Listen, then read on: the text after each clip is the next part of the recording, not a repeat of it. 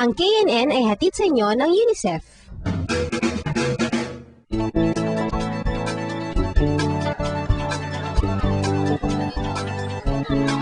Si Nestle at Margot ay ilan sa mga writers ng LHS Courier, ang school paper ng Lago High School. Ayan. Ano ba yung mga hilig ninyong isulat? Ako po kasi usually ko sinusulat editorial and feature. Dito po dinadalaki po namin yung mga current events na usually rin po na-find sa news section. Yung feature naman po usually mga true to life experiences. Ikaw, Anissa. Sa akin naman po, kasi nasulat ko po yung mga tungkol sa news. Kasi po, ang gusto ko po yung mga nangyayari dito sa loob ng Lagro High School. At saka naman po yung feature writing.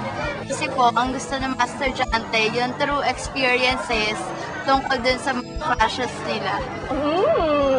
Sige. Mahilig din ba kayong magsulat ng mga tula? Mahilig din kayo. Susulat din ba kayo ng tula sa school? Opo, sometimes po para sa teacher page. Ayan.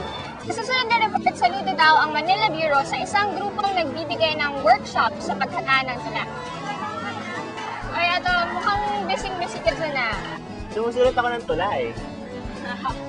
Sige nga, parinig nga. Okay, ma.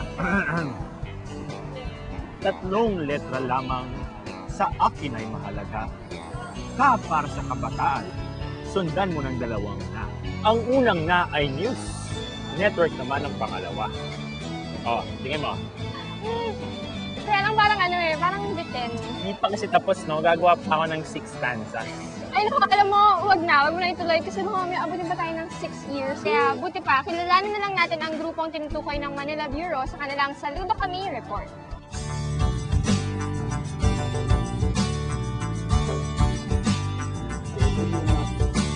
Nagsimula bilang Rio Alma Poetry Clinic noong 1985, ang LIRA o Linangan sa Imahen, Retorika at Anyo ay isang organisasyon ng mga makatang nagsusulat sa wikang Filipino.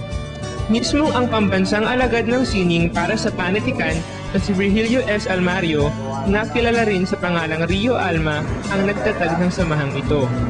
Layunin nilang isulong ang mayamang tradisyon sa panulaan at pagsusulat sa sariling wika. Kaya mo bang sabihin na sinulat ito ng isang taga-LIRA? Isa sa mga taunang proyekto ng LIRA ay ang pagbibigay sa mga manunulat, lalo na sa mga kabataan ng palihan o workshop sa pagkatha ng tula. Ngayong ika-20 taon ng LIRA, ilang kabataan din ang natanggap bilang fellow sa workshop ng LIRA sa UP Diliman noong Hunyo at Hulyo. Bawat isa sa kanila ay may kanya-kanyang dahilan sa pagsali. Meron akong sariling intention na mapaibayo yung craft ng pagtula. Pero bukod doon, meron akong adhikain na labas sa sarili. Ito yung politika ng literatura dito sa Pilipinas.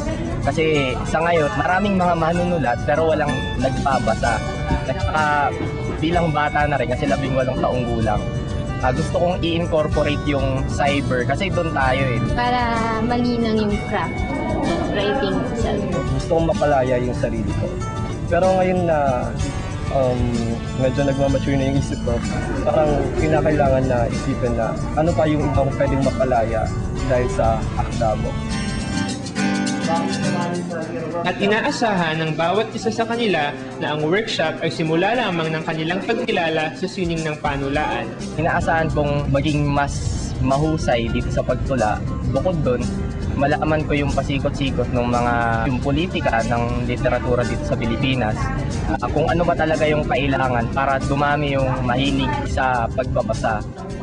Ayon kay Ginoong Virgilio Almario, ang lahat ng kabataan ay maaaring magkaroon ng interes sa pagsulat ng tula. It's a matter of exposure. Ang mga magulang dapat maging natulong na ng education para magkaroon ng interes sa pagtula ang mga bata.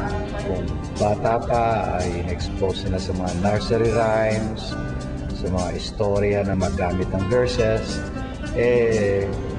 yun, bata pa ay mahuhubog ang interest ng bata. Dapat magsimula ang teacher sa paraan na parang laro lamang ang pagbasa. Na dapat itong pag-aliwan, hindi dapat pilitin na sabihin meron kang matututuhan dyan, kundi ito ay isang bagay na dapat pag-aliwan. At habang nag-aalim, nagkakaroon ka ng skill, nagkakaroon ka ng information, parang panonood lang ng TV ang pagbabasa. Sa lahat ng bumubuo ng Lira, saludo kami sa kapaki-pakinabang na workshop na sinimulan ninyo para sa mga kabataan. Sa pamamagitan nito, hindi lamang napapanatili at nalilinang ang ating panulaan at wika. Natutulungan din kaming mga kabataan na maipahayag ang aming mga sarili.